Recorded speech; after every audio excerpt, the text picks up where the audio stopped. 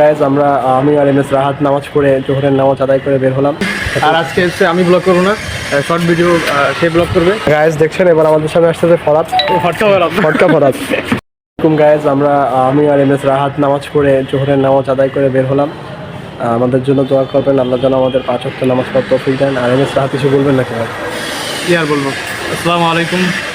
তো নামাজ পড়ে যাচ্ছি, ভাই তো বলে দিল, তো চলেন সাথেই থাকেন। আর আজকে হচ্ছে আমি ব্লগ করবো না, শর্ট ভিডিও সে ব্লগ করবে আমদা ভাই, তো আপনারা তার সাথেই থাকেন। আর যারা চ্যানেল নতুন সাবস্ক্রাইব করে রাখেন, আর ভিডিওটি ভালো লাগলে ভিডিওতে একটু লাইক দেবেন। কথা বলেন। তো আমরা শোরুমের দিকে যাচ্ছি, ভাই পাশে আসেন, আমাদের সাথেই থাকেন। এমএস রাহাত হাঁটছে এবং এই গুহা রেস্টুরেন্টের সামনে থেকে যাচ্ছে। যদিও সে আজকে ঢোকার কোনো উদ্দেশ্য নেই তার গুহায়, সে প্রায় এখানে খাওয়া দাওয়া করে। আমাদের যেই স্টাফদের মধ্যে যে শ্রেষ্ঠ বেস্ট সিগন্যালের যে বেস্ট সেলসম্যান, তার নাম নাইমুর রহমান। কাকু দেখেন কি করে, বেল্ট সাইকেলে এখন মেল নিয়ে। ও আর গায়ে আপনাদেরকে তার নতুন সিট দেখা দিই, কিন্তু নতুন কিনেছে সে সাইকেলটা। দেখেন সাইকেলটা অনলি 5,000 টাকা হলে বিক্রি করবে। ওই কত টাকা হলে বিক্রি করবে বলে দাও একটু। বিক্রি করবে না সে, দেখেন সে কত নিখুঁতভাবে জিনিসটা মানে ভালোবাসার সহিত কাজ করছে। সবাইকে টাটা বলে দাও,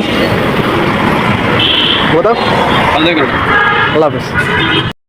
গাইজ দেখছেন এবার আমাদের সামনে আসতেছে ফরাত, ফটকা ফরাত।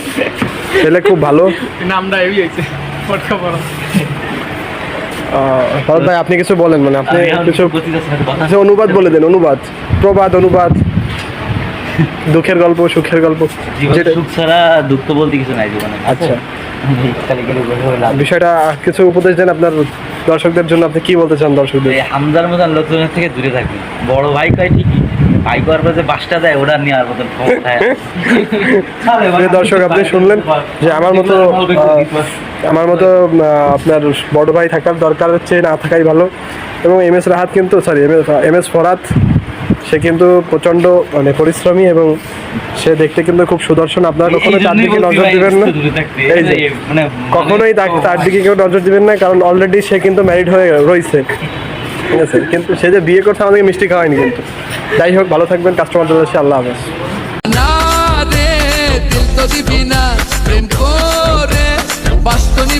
প্রেমের এই ঘাট লাগতেছে, যদি তুই চাষে ফেসে বিরিতির ফাটা বাসে চিপসে যাবি রে।